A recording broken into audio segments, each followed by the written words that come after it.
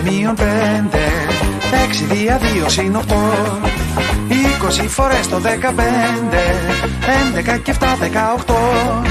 Σύνολο 16 πρέπει να είναι εντάξει. Λες να έχω λάθος, ας τα ξαναδώ. 10 μείον 5 μείον 5.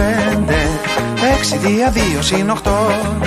20 φορές το 15. 11 και 7 18.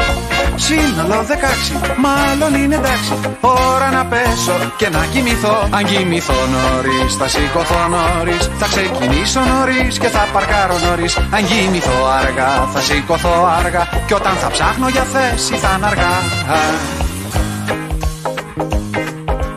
Λέγαμε λοιπόν πως μείον 5. 6 δια 2 συν 8.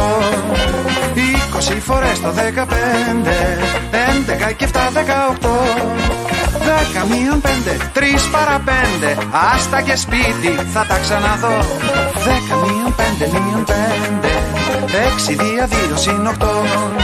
20 φορές το 15. 11 και 7 18. Σύνολο 16, όλα είναι εντάξει. Ώρα να φάω και να κοιμηθώ. Αν κοιμηθώ νωρίς, θα σηκωθώ νωρίς. Θα ξεκινήσω νωρίς και θα παρκάρω νωρίς. Αν κοιμηθώ αργά, θα σηκωθώ αργά. Και όταν θα ψάχνω για θέση θα είναι αργά.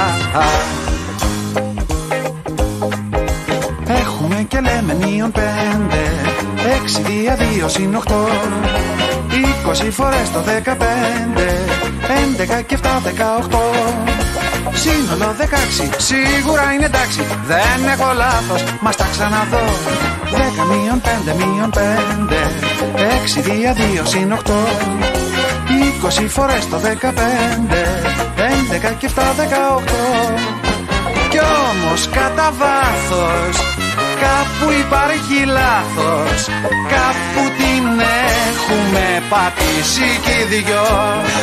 Κι όμως κατά βάθος κάπου υπάρχει λάθος. Κάπου την έχουμε πατήσει κι οι δυο.